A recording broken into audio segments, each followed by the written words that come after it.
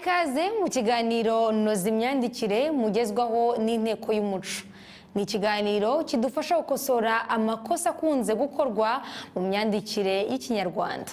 Uyu munsi turagaruka ku makosa ashingiye ku gufatanya inshinga ni na si n'amagambo azikurikiye, ndetse n'ashingiye ku kutamenya gutandukanya izo nshinga n'uturemajambo tw'inshinga. Ese mu nteruro ikurikira hari amakosa y'imyandikire agaragaramo?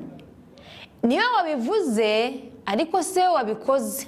Muri iyi nteruro harimo amakosa y'imyandikire ashingiye ku gufatanya inshinga ni na si n'amagambo ayikurikiye. Inshinga ni n'impakanyi yayo si byandikwa iteka. Tubisubiremo ngo iteka bitandukanye n'amagambo biri kumwe. Aha dushobora gutanga ingero tukandika tuti izi nka nizo mfite zonyine, cyangwa tuti izi nka sizo mfite zonyine. Urundi rugero twakwandika tuti sibo kamara. Kubw'iyo mpamvu mu gukosora iyo nteruro mwabajije tuzandika tuti niwe wabivuze ariko siwe wabikoze. Ni nawe tubitandukanye, na si nawe tubitandukanye mu gice cya kabiri cy'interuro. None se no muri nteruro naho harimo amakosa y'imyandikire?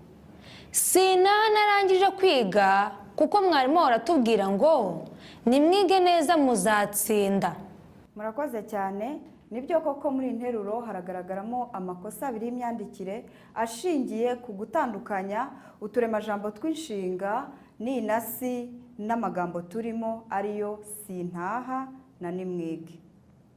Abakora aya makosa baba bitiranije utu turemajambo ubusanzwe dufatana n'inshinga turimo bakatwitiranya n'inshinga ubwazo zihariye twabonye mu gice cya mbere cy'iri somo.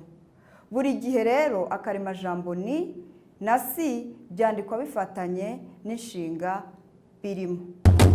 Dushobora hano nanone gutanga izindi ngero tukagira tuti ni muze, iyo ni ikaba ifatanye na muze, sintaha, sinkora, sinza n'izindi nshinga ziteza.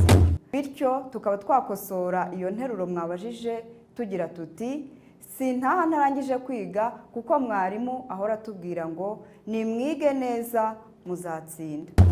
Murakoze ku bisobanuro mwaduhaye. Turabashimiye namwe mwakurikiye iri somo. Uwaba afite ikibazo ku myandikire y'Ikinyarwanda yacyorereza inteko y'umuco ku mbuga nkoranyambaga zayo.